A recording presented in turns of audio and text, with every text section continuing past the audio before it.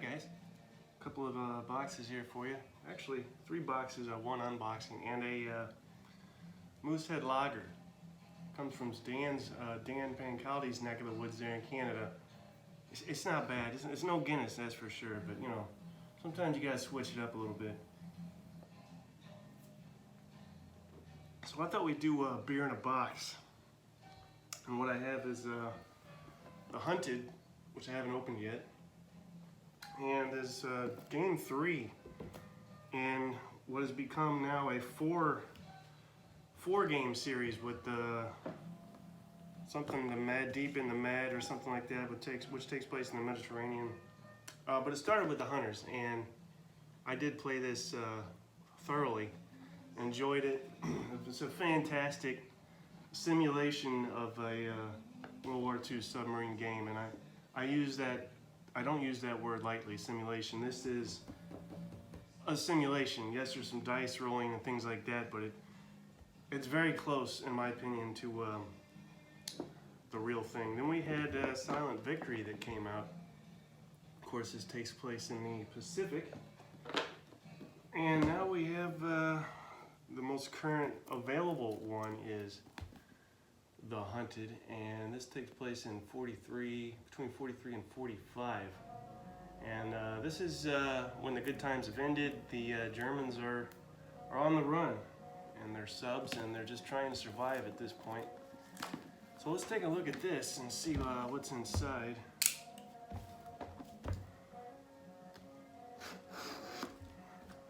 You're gonna cut your fool head off. Well, I'm not. Well, I might. Okay, there's that. I might. But I might not. So here's something I noticed too, and I'm not sure why I noticed this, but if you look at this one, you'll see the Consim Press logo here. That means the quality of the utmost standard. Consim Press here. And something happened along the way. I don't know what, but now you've got GMT and there's no Consim Press logo. So let the conspiracy theories abound regarding that.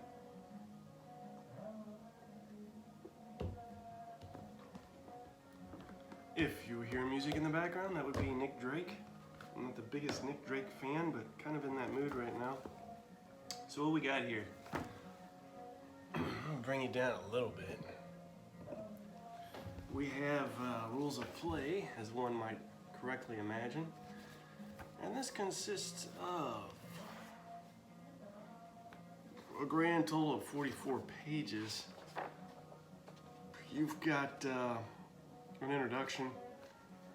2.0 consists of how to play the game, conducting patrols, U-boat refit in-game, game equipment, game setup, how to win the game, sequence of play, conducting patrols, patrol encounters, touch your face, combat. That puts us roughly halfway through the book, and then we get to U-boat damage.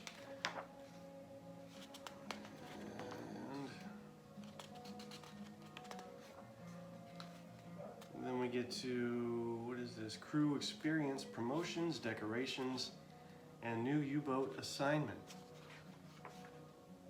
So I guess with decorations, you can put new carpeting and wallpaper in the U-boat. What else? Random events, because that is necessary in my opinion. Just random events add so much flavor, in my opinion, to a game. Multiplayer and tournaments, and then we get to optional rules. What are we talking about with optional rules here?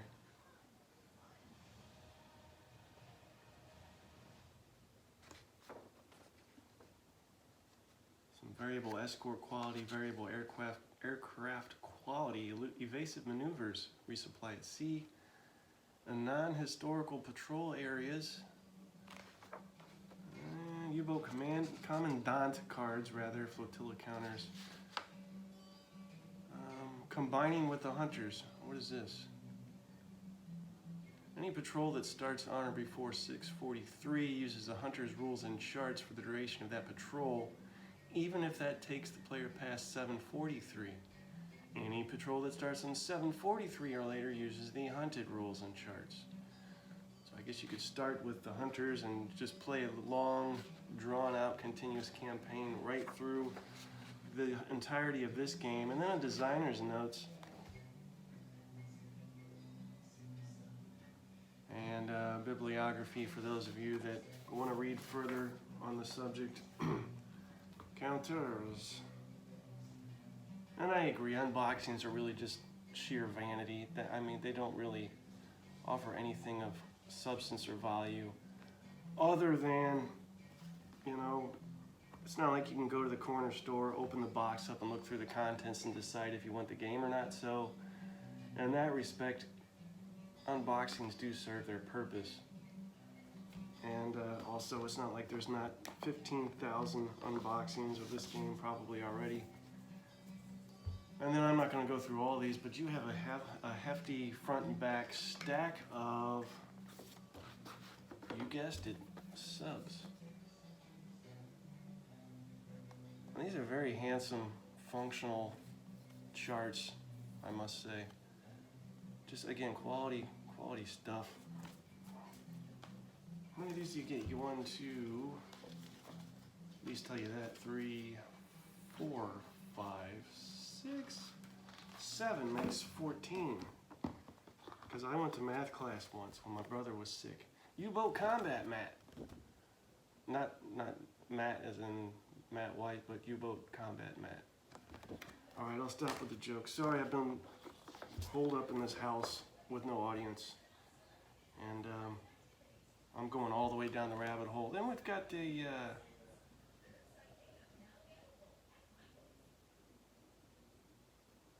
I guess you could call this a campaign map with routes, projected routes, historical routes, routes, more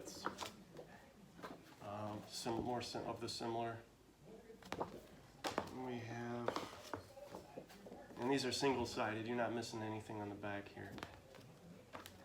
We have our U-boat patrol assignments, aircraft encounters, flak attack versus aircraft. Charts and an encounter chart. We're getting there. U-boat torpedo deck gun fire chart, attack damage chart, escort detection chart, escort air attack chart, escort special attack, aircraft special attack, homing torpedo chart, more random events, variable escort quality, evasive maneuvers, resupply at sea, front and back charts, these are. Guess what? More charts, and that's what drives the game, is charts. Kind of like Patton's Best. That thing is just chock full of charts. U-boat damage chart, U-boat damage results chart, crew injury charts, and alternate random events. Patton's Best, by the way, one of my favorite games. And also the inspiration behind my design, Osfront, which was an H&S Games back in the day. Small freighter target roster and a large freighter target roster. Tanker target roster. Sub encounter roster, capital ship target roster. And then after patrol procedure refit, so this is all post-patrol whatnots. And we have a nice, generous the hunted patrol log sheet, which is very considerate. I mean, in this day and age, they could have easily just put 1 or 2 sheets in here and said, hey, go make copies. But no, they provided a whole thick notebook of this stuff. And this is also front and back, so enough of those to keep you going for a long while. Some dices,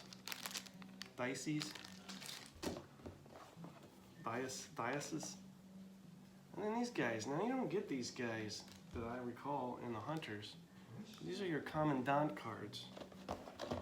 Box and a lid and an innard. Those nice little entered. Again, not something that's required, but it was just, you know, they go the extra mile, GMT does. Quality stuff, good for them.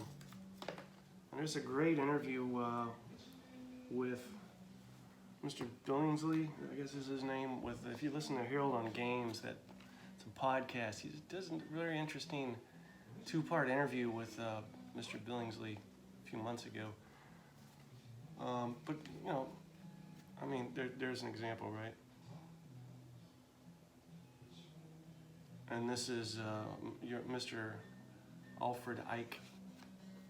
1, 2, 3, 4, 5, 6, 7, 8, 9, 10, 11, 12, 13, 14, 15, 16 of these fellers to choose from, with looks like some historical notes, the amount of tonnage they sunk historically,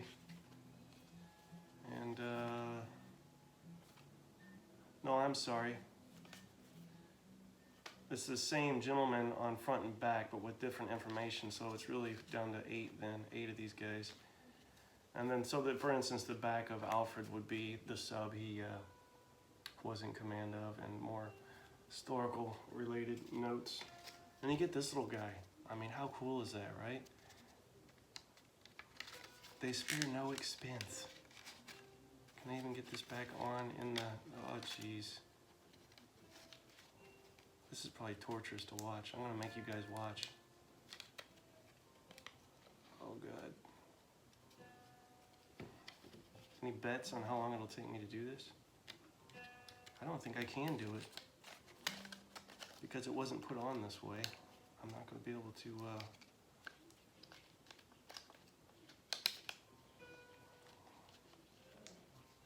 how long does he go before he gives up? I bet I can do it. Oh, he did it. Look at that, huh? That's a savvy veteran move right there, sliding that on there. You don't see that every day. That's the kind of view, that's the kind of content you get with the Hexes and Soldiers channel. So that is the Hunted. There's the back of the box. Hunted. And I had this pre-ordered from GMT. You know, I said to myself, am I going to sit down and play that? I mean, how many of these games do I need? I've already got the Hunters, I've already got Silent Victory, but it is a testament to the quality, at least of the Hunters, which is what I've played thus far, of the game and the contents, etc. It's a testament to the overall quality that I now have 3 of these. Will I get Beneath the Med? I think that's what it's called, Beneath the Med, the Mediterranean one. Not sure I will, but I said that about the Hunted. Wasn't sure I would get that, and then there it is. So that's that.